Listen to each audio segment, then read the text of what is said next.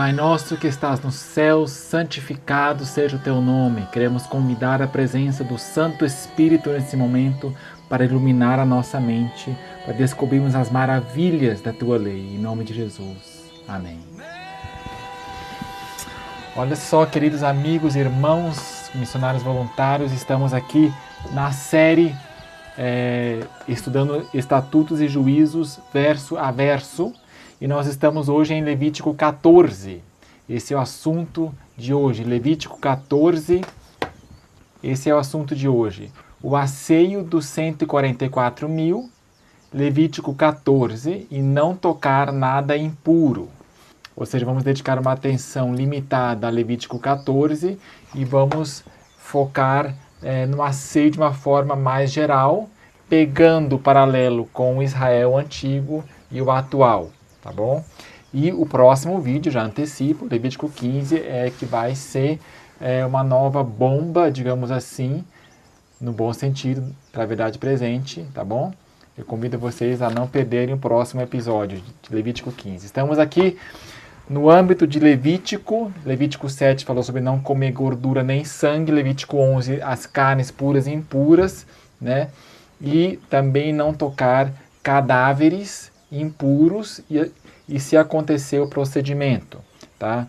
Já vamos falar também sobre a questão cerimonial ou não, moral, mas essas leis aqui são sanitárias, né? São leis cerimoniais, só que sanitárias.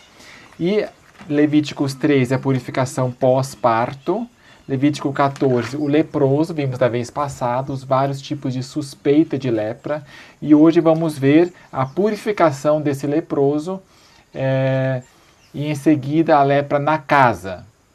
Encerrando o capítulo aqui, então passaremos a bastantes instruções para os 144.000, o asseio que Deus espera de seu povo hoje, que está prestes a entrar na terra prometida, em Canaã. A senhora White diz: as palavras da verdade crescerão de importância e assumirão largueza e plenitude de significado com que jamais sonhamos. Largueza e plenitude de significado com que jamais sonhamos. A beleza e a opulência da palavra têm influência transformadora sobre a mente e o caráter. A luz do amor celeste incidirá sobre a alma qual inspiração.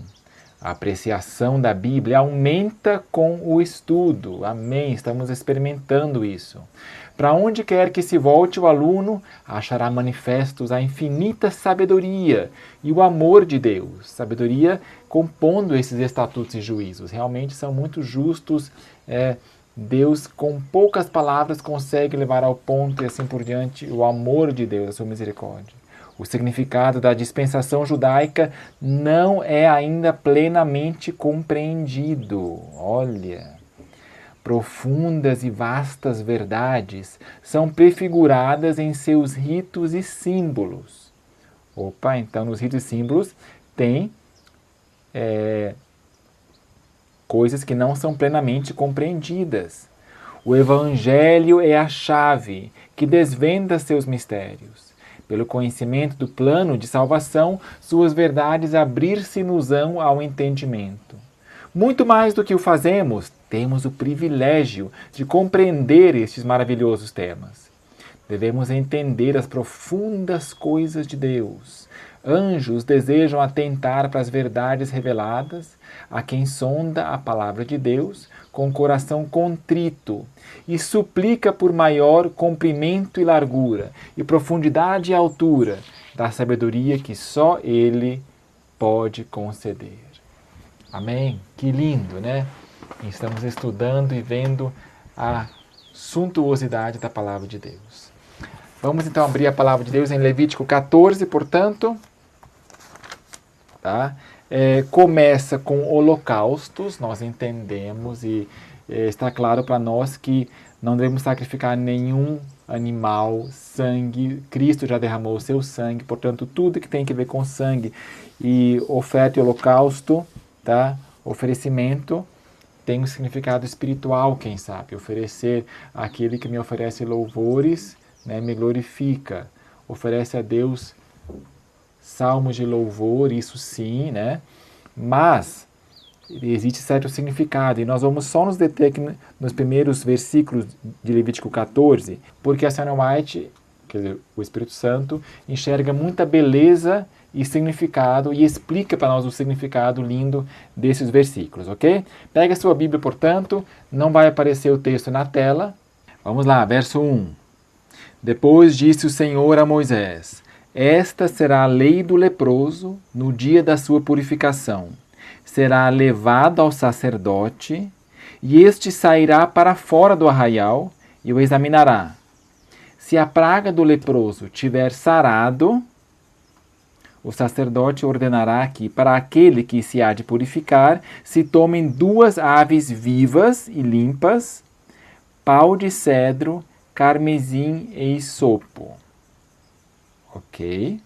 Tomou 2 aves vivas e limpas, pau de cedro, carmesim e isopo, certos panos ali com essa cor. Mandará também que se imole uma das aves num vaso de barro sobre águas vivas.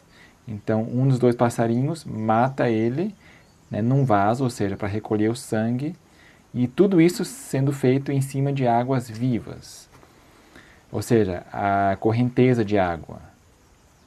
Tomará a ave viva e com ela o pau de cedro, carmesim e isopo, os quais molhará, juntamente com a ave viva, no sangue da ave que foi imolada, sobre as águas vivas.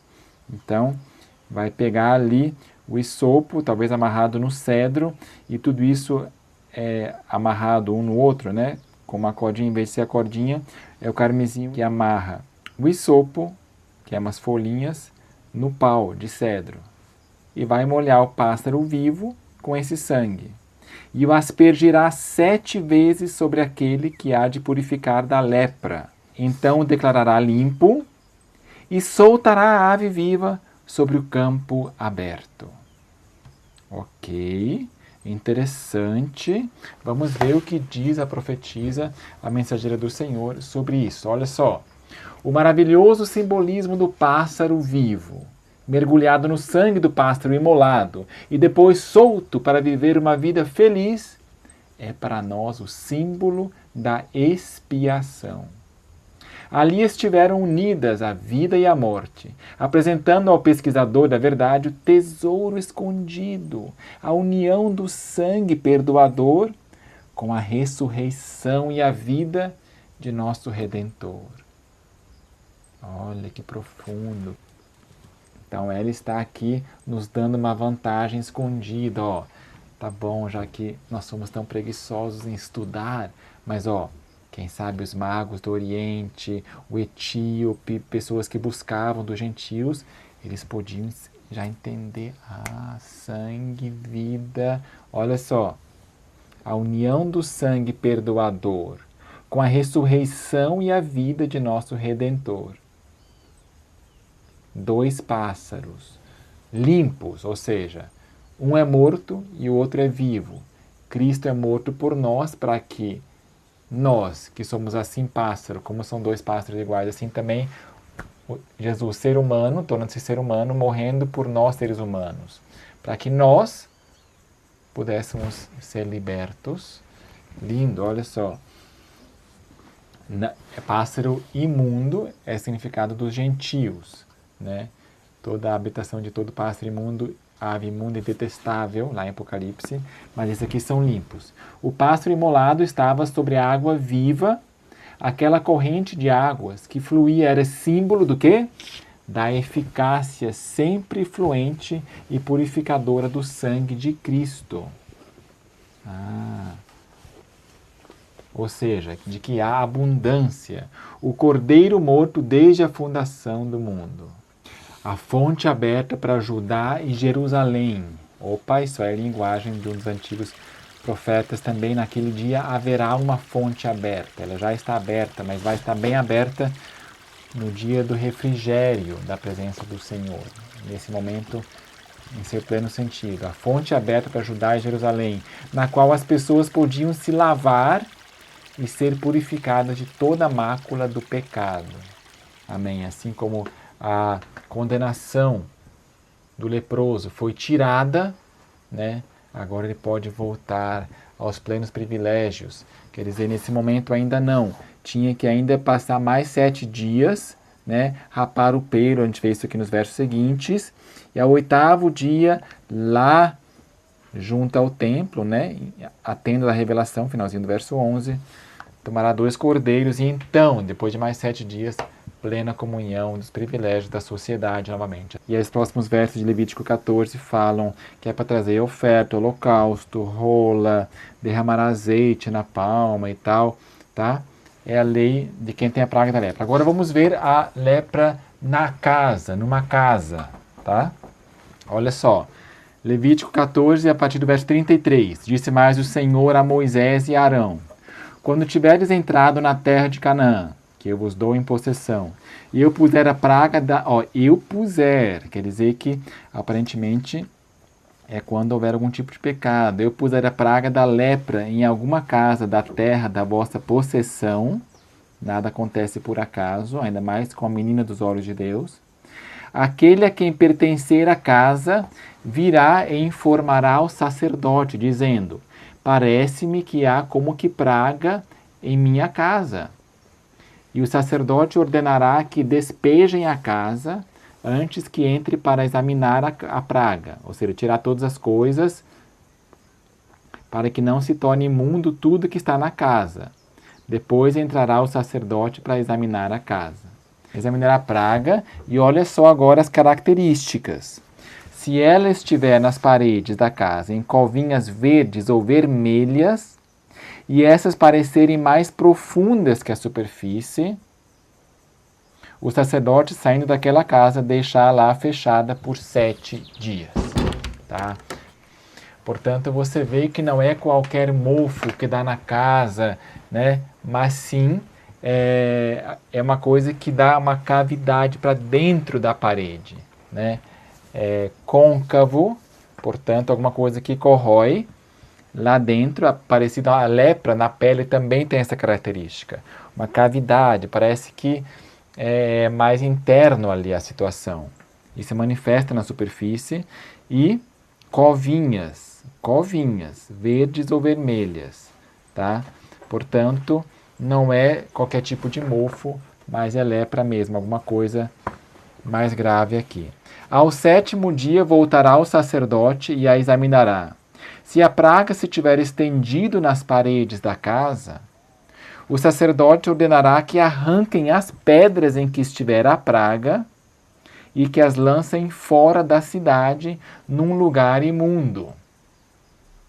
Então, tirar os blocos aqui e fará raspar a casa por dentro ao redor. E o pó que houverem raspado deitarão fora da cidade num lugar imundo. Depois tomarão outras pedras e a porão no lugar das primeiras. E outra argamassa se tomará e se rebocará a casa. Se, porém, a praga tornar a brotar na casa, depois de arrancadas as pedras, raspada a casa e de novo rebocada, então se tiver reincidência, o sacerdote entrará e a examinará. Se a praga se tiver estendido na casa, lepra roedora há na casa, é imunda. Então é caso grave e imunda. Portanto, se derrubará a casa, nesse caso. As suas pedras e sua madeira, como também toda a argamassa da casa, e se levará tudo para fora da cidade, a um lugar imundo. Portanto, sem aproveitar nada da estrutura da casa. Tá? Aquele que entrar na casa enquanto estiver fechada, será imundo até a tarde. Aquele que se deitar na casa, lavará suas vestes. E quem comer na casa, lavará suas vestes.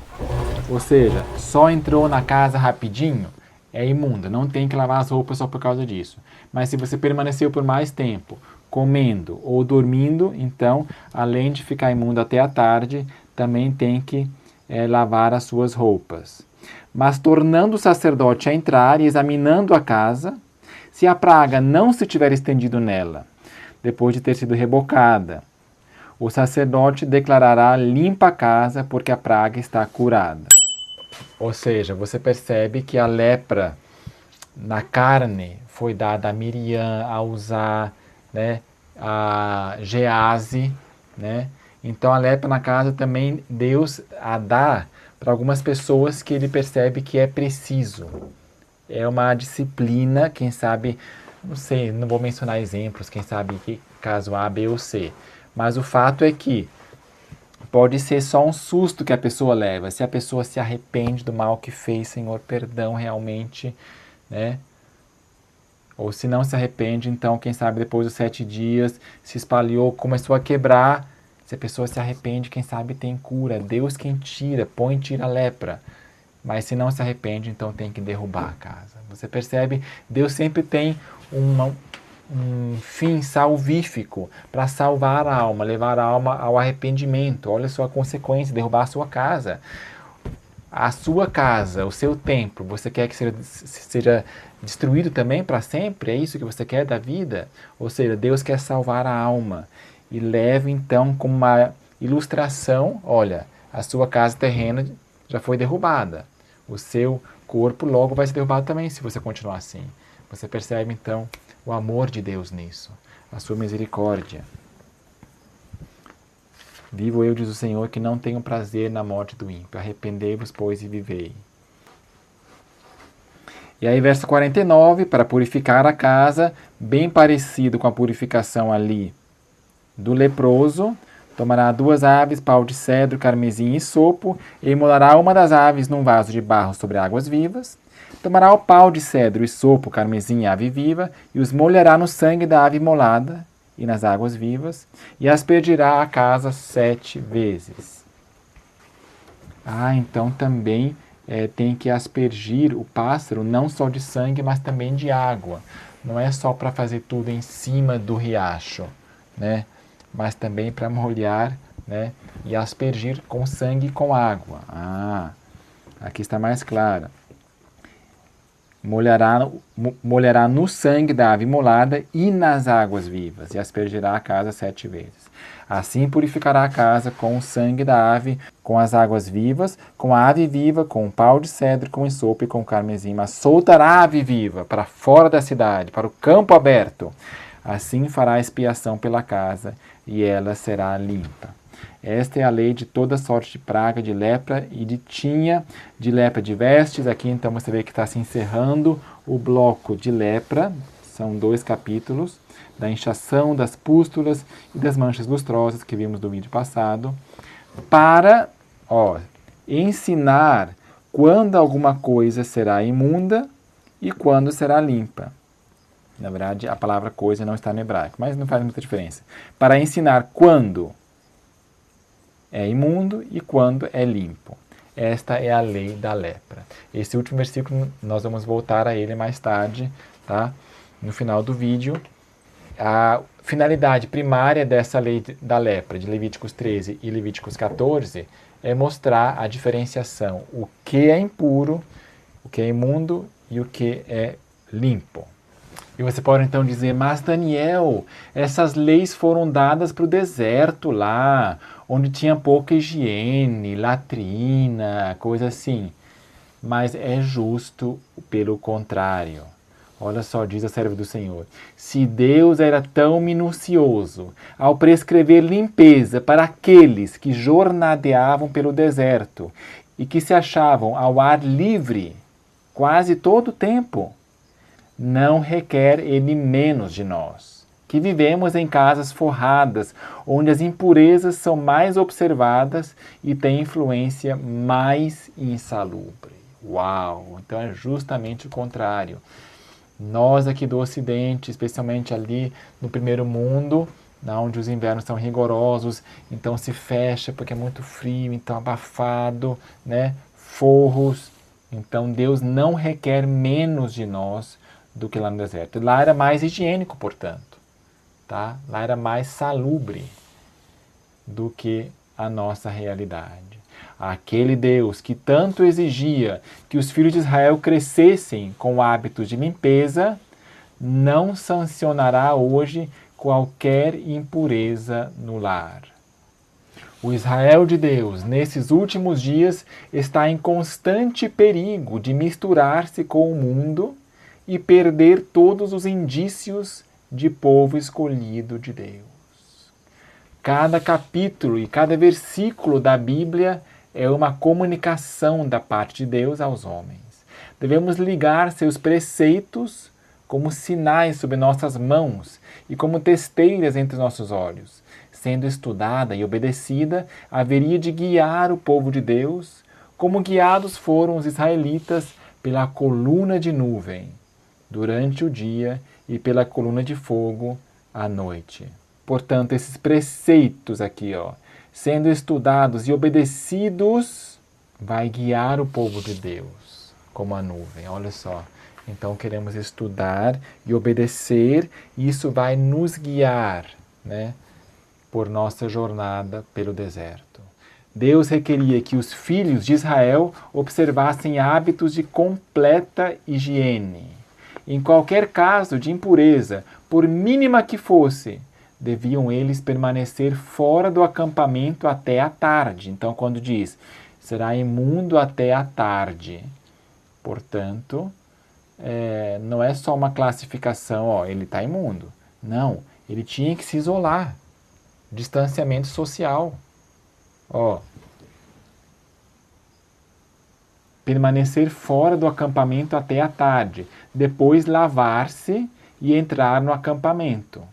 Tá? Então, quando diz imundo até a tarde, isso estava implícito ali, lavar-se no final e entrar no acampamento. Não havia um consumidor de fumo naquele vasto exército.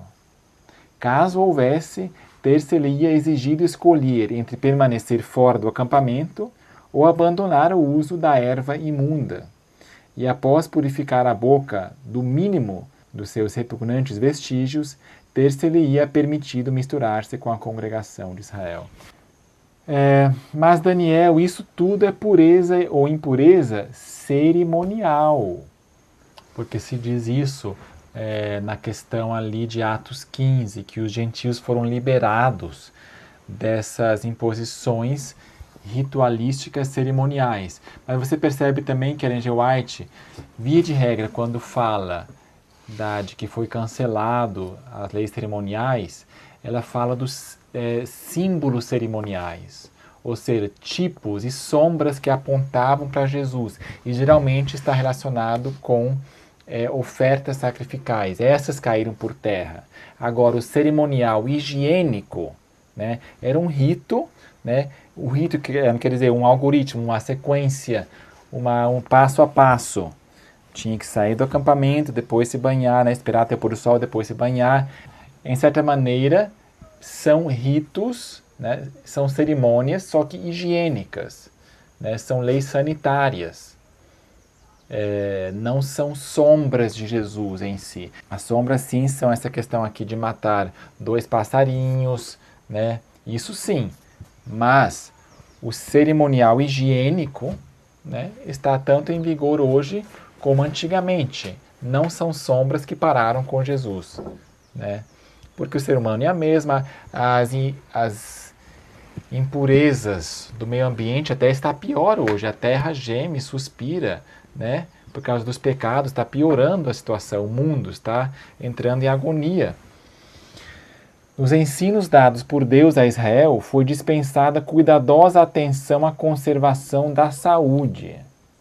O povo que tinha saído da servidão com os hábitos desasseados e nocivos que ela facilita, foram sujeitos ao mais rigoroso preparo no deserto, antes de entrar em Canaã. Foram-lhes ensinados princípios de saúde e impostas leis sanitárias. Não somente em seu culto, mas em todos os assuntos da vida diária, era observada a distinção entre o limpo e o imundo, diz a senhora White.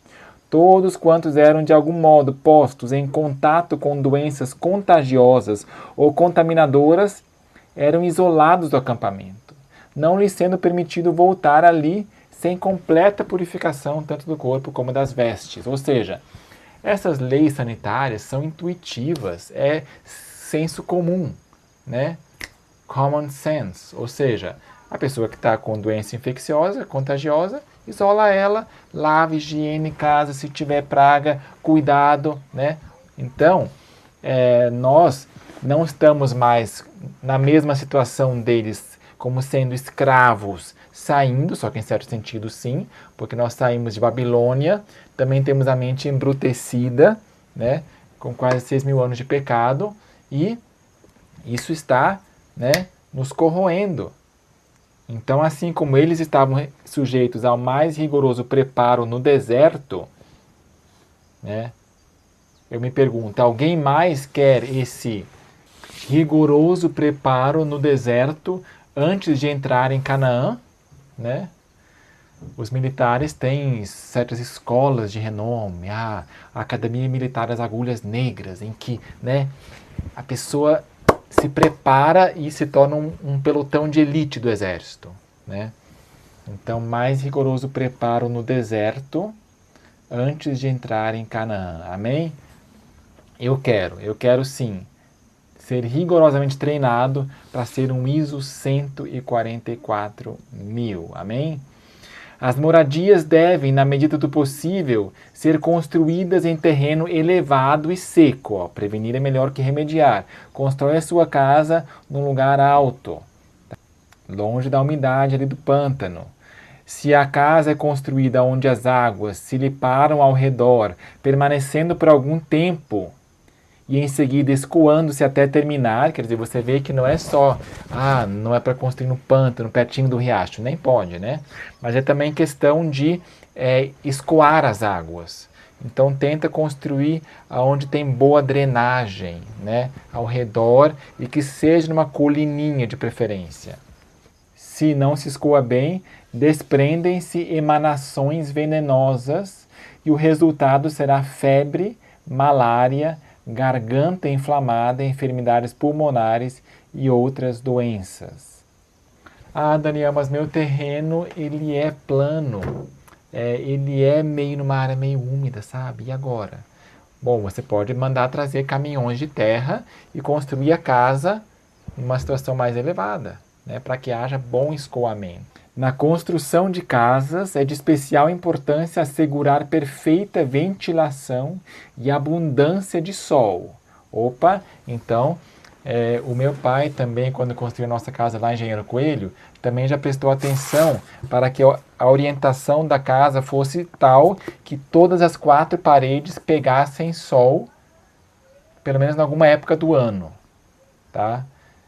Nós aqui nessa casa, que quando nós chegamos já estava construída, tem uma das 4 paredes que não pega sol, né? Então ali é desvantajoso, ali não deveria ter nenhum quarto, só deveria ser sala ou cozinha, mas os quartos deveriam então ter uma face voltada para onde entra sol. Haja uma corrente de ar e quantidade de luz em cada aposento da casa. Os quartos de dormir devem ser colocados de maneira a terem ampla circulação de ar, noite e dia. Nenhum aposento é apropriado para servir de dormitório, a menos que possa ser completamente aberto todos os dias ao ar e ao sol. Aposento para dormir, dormitório. Em muitos países, os quartos de dormir precisam ser aparelhados com aquecimento, para que fiquem completamente aquecidos. Secos no tempo frio ou úmido. Eu coloquei aqui essa lareira metálica. A parte de cima aqui do fogo também é metal e essa serve bem para aquecimento. Tá? Todo metal, até a chaminé, se esquenta. E isso, por sua vez, esquenta o ar. As lareiras de alvenaria não são tão adequadas para isso. São mais ornamentais, né? Mas não para aquecimento do ambiente. Então, se você estiver numa casa onde já está construído e tem umidade, você pode então instalar uma lareira ali, né? Para que no tempo úmido, quando estiver chovendo muito, de vez em quando acende o fogo ali para, né, secar a umidade e ir embora. Aqueles que não tiveram ar puro a circular-lhes pelo quarto à noite, em geral despertam sentindo-se cansados e febris e desconhecem a causa. Eu amo colocar janelas abertas à noite. Eu vejo a previsão de tempo, será que vai chover? Oh, parece que não. Então a gente deixa aberto. Só com a telinha mosquiteira da janela, a gente ama ar puro das montanhas. Foi o ar vital, que todo o organismo reclamou, mas que não obteve. Ao despertarem pela manhã, a maioria das pessoas seriam beneficiadas friccionando-se com uma esponja ou, se preferirem, com a mão, usando apenas uma bacia com água. Ou seja, bucha. A bucha, ela limpa o corpo, né? Dá para fazer com a mão também, mas ela dá preferência a uma esponja. Hoje nós temos a bucha que é natural, melhor ainda. No começo, ela é meio ruim, né? Quando você compra, as crianças especialmente vão achar, ai não, isso dói. Mas depois, com o passar do tempo, tanto a bucha vai ficando mais mole, como também a pele vai se acostumando. E hoje é um prazer, assim, sinto como que assim, coçando e a sujeira saindo direito. Se eu passar a sua mão, parece que eu tenho a sensação de que não lava direito. Isso removerá as impurezas da pele. Depois, as roupas de cama devem ser removidas peça por peça e expostas ao ar. Ao despertarem pela manhã, dá a entender que todo dia as roupas de cama devem ser removidas peça por peça e expostas ao ar. As janelas devem ser abertas, presas às cortinas, deve-se permitir ao ar circular livremente por várias horas, se não o dia todo, pelos dormitórios. Desta forma, a cama e as roupas serão completamente arejadas e as impurezas serão removidas do quarto. O quarto dos hóspedes deve merecer cuidados iguais aos que se destinam a uso constante. Como os demais dormitórios, deve receber ar e sol e ser aparelhado com meios de aquecimento a fim de secar a umidade que geralmente se acumula num aposento que não é sempre usado. Interessante. Quem quer que durma num quarto não banhado por sol ou ocupe uma cama que não seja bem seca e arejada, o faz com o risco da saúde e muitas vezes da própria vida. Então, se possível, faça alguma coisa, abra a varanda aí, quebra, sei lá, também espelho, será que pode usar? Pôr um espelho para, refletir lá de fora, jogando um jato de sol lá para dentro do quarto. Quem sabe, né? Árvores sombrias e arbustos muito perto e densos em volta da casa são prejudiciais à saúde, pois impedem a livre circulação do ar e interceptam os raios solares. Ou seja, faz sombra e fica abafado, não tem aquela ventilação. Especialmente na estação chuvosa, os dormitórios tornam-se úmidos e aqueles que os ocupam são perturbados com reumatismo, nevralgia e enfermidades do pulmão, as quais, em geral, findam em tuberculose. As numerosas árvores frondosas deixam cair grande quantidade de folhas, um terceiro motivo, as quais, se não forem removidas imediatamente, decompõem-se e envenenam a atmosfera. Um belo jardim com árvores e arbustos a uma distância apropriada da casa traz uma feliz e agradável influência sobre a família e, se bem cuidado, não trará nenhum prejuízo à saúde. Ou seja, por bem cuidado se entenda rastelar as folhas secas. Né? Ótimo, põe no minhocário. Sabia que no minhocário você põe ali as frutas, cascas de fruta, exceto laranjas cítricas, as minhocas não gostam, você enterra em outro lugar à parte. Então põe ali cascas de frutas, esterco de animal, e aí uma camada de folhas secas, ou do que você roçou a palha, né? E aí põe o próximo, para não ficar uma meleca só, mas para ficar um pouco arejado. Isso é muito bom para fazer um minhocário, tá? Aproveite isso aí, a sua criança para te ajudar, põe tarefinhas aí. E agora vamos a outro aspecto, a questão do suor, roupas. O corpo é agasalhado de acordo com os caprichos de uma imaginação enferma e abafado sob um amontoado de agasalhos que debilitam o organismo. a pele não pode realizar seu trabalho. Esses dias eu estava com alguém trabalhando, capinando, e ele de jaqueta, sabe? Era quase meio-dia, eu fiquei pensando assim, né? Que eu já tinha dito para ele uma vez, como é que se aguenta? Mas agora achei por bem não falar mais, mas eu não conhecia esse texto aqui. Quem sabe eu vou apresentar para ele na próxima vez, né? Suando, tira essa roupa, esse agasalho. A pele não pode realizar seu trabalho. Deve especialmente cada peça que entra em contato com a pele ser conservada limpa e livre de qualquer odor ofensivo. Coisa alguma de caráter irritante deve tocar o corpo das crianças, nem se deve permitir que sua roupa os aperte de qualquer maneira. Opa, então aqui, né, na cintura, não deve ficar apertando, deve ficar, né, solto para a respiração estar mais livre, por isso a jardineira, por exemplo, macacão, né, suspensório também. E nada em contato com a pele que tenha odor ofensivo. Coisa alguma de caráter irritante deve tocar o corpo das crianças, nem se deve permitir que sua roupa os aperte de qualquer maneira. Caso se desse mais atenção a esse assunto, muito menos impureza seria praticada. O céu é puro e santo, e os que entrarem pelos portões da cidade de Deus devem estar vestidos de pureza interior e exterior também.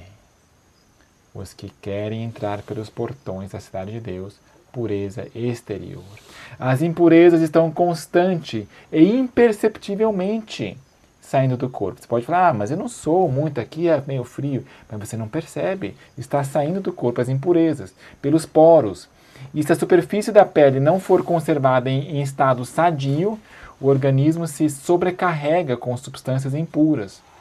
Se a roupa usada não é lavada frequentemente, e muitas vezes arejada, quer dizer, não basta só lavar e deixar lá no armário por meio ano até você usar de novo. Também arejada muitas vezes. Torna-se imunda com as impurezas que são expelidas do corpo pela perspiração sensível e insensível. Ou seja, as que a gente percebe e as que a gente não percebe. E se a roupa usada não é limpa frequentemente dessas impurezas, os poros da pele reabsorvem a matéria gasta expelida. As impurezas do corpo, se não permitir que saiam, são devolvidas ao sangue e impostas aos órgãos internos. Olha só aqui, Deus já vendo a ciência antecipada, só agora recentemente que se falou de detox, a limpeza do fígado, né? Aqui, ó, sobrecarregando o fígado. Não vai mais precisar de detox, ou pelo menos não tanto, quem já pratica não se intoxicar. Então não tem que desintoxicar, detox. Já é melhor não se intoxicar, é melhor prevenir. São impostas aos órgãos internos. A natureza, para aliviar-se das impurezas tóxicas, faz um esforço por livrar o organismo. Esforço que produz febres e que se denomina doença. Então faz mais sentido quando a Ellen White fala é pecado estar doente ou ser doente, né? Mas mesmo então, se os doentes ajudassem a natureza em seus esforços, mediante o uso de água pura, branda, muito sofrimento seria evitado. Muitos, porém, em vez de isso fazer e procurar remover do organismo a matéria tóxica, nele introduzem um veneno mais mortífero para remover um tóxico já ali presente. Remédio contra a febre, contra isso. Então toma lá o químico da farmácia, pior ainda. Né? A verdade nunca põe seu delicado pé no caminho da imundícia ou da impureza. Aquele que minuciosamente exigiu dos filhos de Israel que nutrissem hábitos de limpeza, não aprovará hoje qualquer impureza no lar de seu povo. Palavras fortes. Deus ordenou que os filhos de Israel, em caso algum, tolerassem a impureza em sua pessoa ou em sua roupa. Os que tinham qualquer impureza pessoal eram excluídos do acampamento até a tarde, e então tinham que lavar-se e a sua roupa, antes de poder entrar no acampamento.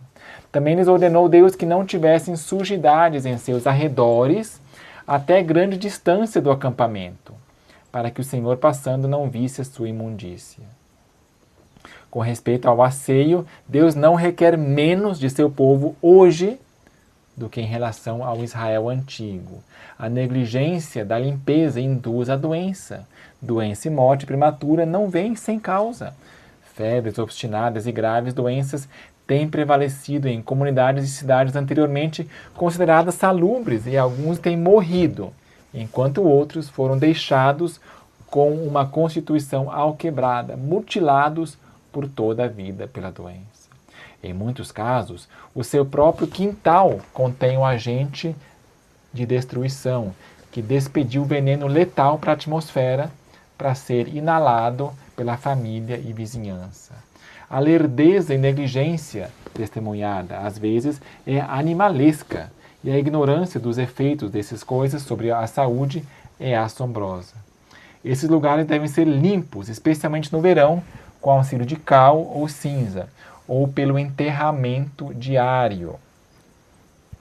Tá? Nós não queimamos o lixo, tá? Produz tóxicos, envenenando a atmosfera, especialmente plásticos, né? Papel talvez ainda vai, mas nós enterramos geralmente o lixo.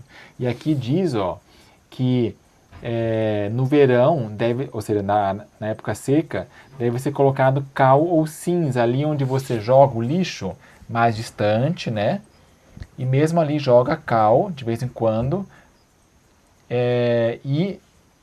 ou enterramento diário, ou seja, não deixar o lixo ali numa sacolinha, na varanda, ou dentro de casa amarrado. Amanhã eu faço.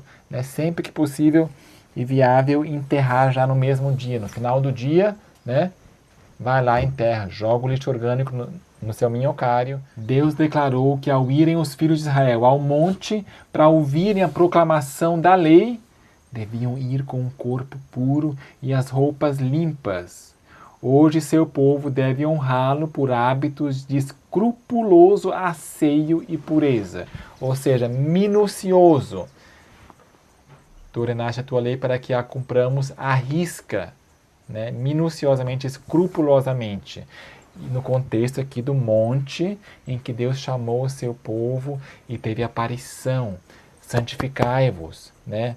Não vos achegueis à mulher. Mais sobre isso, veja aqui esse meu vídeo, jejum sexual, para oração, temporário, para se encontrar com Deus. Roupas limpas. Então, pelo contexto aqui, a gente também percebe, especialmente na sexta-feira, asseio mais do que nunca, porque Deus vai estar presente mais ainda no sábado, mas deve ser todo dia. Aqui, olha só, Ellen White falando, num caso aqui, quando o Lord Palmerston, premier da Inglaterra, foi pedido pelo clero escocês para designar um dia de jejum e oração a fim de livrar o país da cólera, respondeu com efeito: limpai e desinfetai vossas ruas e casas, promovei a limpeza e a saúde entre os pobres, e providenciai para que tenham abundância de bom alimento e vestuário, e executai corretas medidas sanitárias em geral. E não tereis nenhuma ocasião para jejuar e orar. Tampouco o Senhor ouvirá vossas orações, enquanto estas suas precauções permanecerem desatendidas. Uau! Que premier da Inglaterra, hein? Maravilha, diz Paulo, purifiquemo-nos de toda imundície da carne e do espírito, aperfeiçoando a santificação no temor de Deus. Olha só, a serva do Senhor colocou aqui no livro Santificação esse versículo, purifiquemos de toda imundícia da carne, do espírito, claro, a gente entende, mas da carne também, logo depois de ter mencionado medidas sanitárias, asseio, né, higiene. Então isso aí é purificar-se da imundícia da carne. Ok? Faz sentido? E, com respeito ao asseio, Deus não requer menos de seu povo hoje do que em relação ao Israel antigo. Não deve ficar nem por breve espaço de tempo coisa alguma que destrua a pureza da atmosfera. Muitas famílias sofrem de dor de garganta e moléstias dos pulmões e males do fígado, causados por seu próprio procedimento. Seus quartos de dormir são pequeninos, impróprios para neles se dormir uma só noite, mas ocupam esses quartinhos por semanas e meses e anos. Ou seja, não deve ficar no quarto de dormir coisa alguma que destrua a pureza da atmosfera. Sabe aquele cantinho em que se coloca roupa suja? Não deve ficar no quarto. Levar e já põe na lavanderia, em outro aposento, lá embaixo, lá fora, mas não no quarto de dormir, onde a atmosfera é empesteada por roupa suja. Tá? Mas Daniel, você pode perguntar, antigamente ele se mostrava um sacerdote, né? Para determinar se era puro ou impuro. E hoje, como se faz? A Bíblia, o Novo Testamento, responde como é que é nessa nova dispensação. Vós sois a geração eleita, o sacerdócio real, a nação santa, o povo adquirido para que anuncieis as virtudes daquele que vos chamou das trevas para a sua maravilhosa luz. 1 Pedro 2:9. Então nós somos sacerdócio real. Nós já podemos tomar a decisão. Olha, tem esse sintoma na casa, por exemplo, lepra na casa, então vai ficar 7 dias observando. Tá? Se ainda persistir ou se aumentar, eu mesmo vou lá e quebro, tiro. E se persistir ainda, né, tomar as medidas, rebocar, colocar de novo. Nós somos sacerdócio real. Deus quer fazer de nós reis e sacerdotes lá no céu. Né? Não é linda essa alta vocação? E Deus quer que nós usemos nosso cérebro agora. Nós temos tanta luz, temos tudo para ser um sacerdócio real e nação santa. 2 Coríntios 7:1 diz: Ora, amados, visto que temos tais promessas, purifiquemo-nos de toda a imundícia da carne e do espírito, aperfeiçoando a santidade no temor de Deus.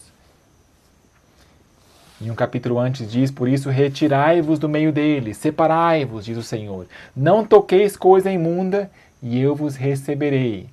E eu serei para vós pai, e vós sereis para mim filhos e filhas, diz o Senhor Todo-Poderoso.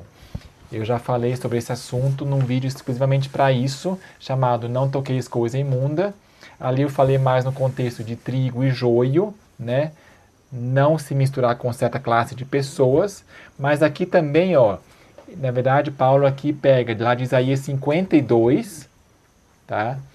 E Isaías 52, ó, e eu vos receberei. Quer dizer, bênção iminente. Nós não queremos a chuva serôdia que caia sobre vasos limpos e de boca para cima. Então, se nós purificarmos de toda contaminação, vasos limpos, Deus vai derramar a sua chuva sobre os vasos limpos e abertos com a boca para cima, esperando, quer dizer, suspirando e buscando a chuva serôdia, com jejum e oração. E essa palavra lá em Isaías que diz, não toqueis coisa, ou não toqueis, imundo, essa palavra imundo, olha só aqui na Bíblia White, você pode ver, vamos lá fazer essa busca aqui, ó, Isaías, abrindo o app da Bíblia White, gratuito, você pode baixar, temos para Android, temos também para iOS, quer dizer, iPhone e iPad. Isaías, ó, capítulo 52, verso 11, retirai-vos, sai daí, não toqueis coisa imunda, sai do meio dela, purificai-vos, os que levais os vasos do Senhor, quer dizer, os ministros seus, os seus porta-estandartes, os levitas, né, que Deus está purificando. Então, não toqueis nada imundo, em inglês está assim, ó, em inglês, touch no unclean thing. Agora vamos ver, ó, aplicando esse ícone aqui, ó, em hebraico, esse versículo em hebraico. Está carregando aqui de um site externo, Blue Letter Bible, que é outro ministério lá nos Estados Unidos. Então, essa palavra é touch no unclean, ó, unclean é a palavra tamé, e aí você clicando nesse H, que é o código, ó, H quer dizer hebraico, palavra 2931, código do sistema Strongs. Você clica nela e você vê aonde na Bíblia aparece também, em outros lugares, essa palavra tamé. E, surpresa, aparece lá em Levítico bastante, ó. Levítico 5, Levítico 7, 10, 11, 15. Aliás, você pode também traduzir, aperte o botão aqui em cima, ó, traduzir para o português. Sendo uma tradução automática, ela é imperfeita, mas dá para ver em qual versículo aparece, né? O que é essa palavra? Não toqueis em coisa impura. Não diz que não é para pensar em coisa impura. Usou a palavra não tocar mesmo. Levíticos 11 tem muita coisa aqui, as carnes puras e impuras, ó. Levíticos 13. Então, ó, nós queremos ir lá para o último versículo de Levítico 14, onde resume, ó, essa lei foi dada para ver o que é puro e impuro. Levítico 14, 57. Ensinar quando é impuro e quando é limpo. Então tem tudo a ver Deus nos receber e nos aceitar, derramar sua chuva serôdia sobre nós, com não tocar nada impuro. Você vê então o significado maravilhoso dessas leis que Deus deu para que nós possamos ser recebidos. Gente, por que será que nós temos pedido tanto a chuva serôdia e não temos recebido? É possível que nós estamos ignorando regulamentos de Deus, né? Não, eu sei que assim, Deus ignora o tempo de consciência. Deus não considera o tempo de ignorância. Mas só que está ao nosso alcance, devemos estudar, né? A Bíblia, todos nós temos Bíblia em casa, muitos fazem ano bíblico, passam por isso aqui batido, com certos preconceitos, a mente estreitada pelo preconceito. Ah, não, isso aqui era para aquele tempo lá. Não, peraí. Aqui para aquele tempo. Por quê? Para tudo tem que ter um porquê, né? Então, o que era para aquele tempo e passou são sombras e tipos, circuncisão, tudo que a inspiração diz que já não é mais válido para a nossa dispensação. Mas Ellen White diz que isso aqui é válido sim, essas leis higiênicas, impureza da carne para nós. Olha só, as palavras de Cristo, os puros verão a Deus, lá no Sermão do Monte, abrangem mais que a isenção da impureza sensual, mais que a ausência daquela contaminação cerimonial que os judeus tão rigorosamente evitavam. Então, é verdade, eles eram muito rigorosos e acrescentavam mandamentos de homens ainda por cima. E cerimônias com copos e jarros e lavar tantas vezes, coisas que não estão na Bíblia. Ou seja, ensinando mandamentos de homens. Tá? Portanto, em vão me adoram, mas as palavras de Cristo, que bem-aventurados os puros, portanto, não abrangem só a isenção da impureza sensual, e é mais que a ausência daquela contaminação cerimonial. Quer dizer que se diz que é mais do que isso, quer dizer que é também isso, mas é mais do que isso. Então podemos dizer que bem-aventurados os puros, porque verão a Deus, é também essa pureza cerimonial. Jesus falando no Sermão do Monte. Se fosse logo abolido por sua morte, ele não teria proferido isso. Ele teria, vamos deixar isso de lado porque logo vai ser abolido, né? Não, bem-aventurados os puros, cerimonialmente falando, dessas leis de higiene, porque verão a Deus. Amém? Você quer ser receptáculo dessa bem-aventurança e da chuva serôdia que vai cair sobre vaso limpo? Então vamos cumprir as condições e Deus nos receberá e nos tratará como filhos e filhas. Amém? Quem sabe aí está a chave para Deus atender nossas orações. Paremos de ficar nos esforçando para orar e jejuar sem cumprir os requisitos. É muito mais fácil cumprir os requisitos e aí, né, temos tudo para receber as bênçãos. Graças a Ti, Senhor, por essas claras revelações, simples regras, que o Teu jugo é suave, é leve o Teu fardo. E ajude-nos, dê-nos então inteligência e motivação, opere em nós o querer e o efetuar. Sabemos que Tu és a nossa justiça e que nossos esforços por nós mesmos realmente nada vão nos recomendar a Ti.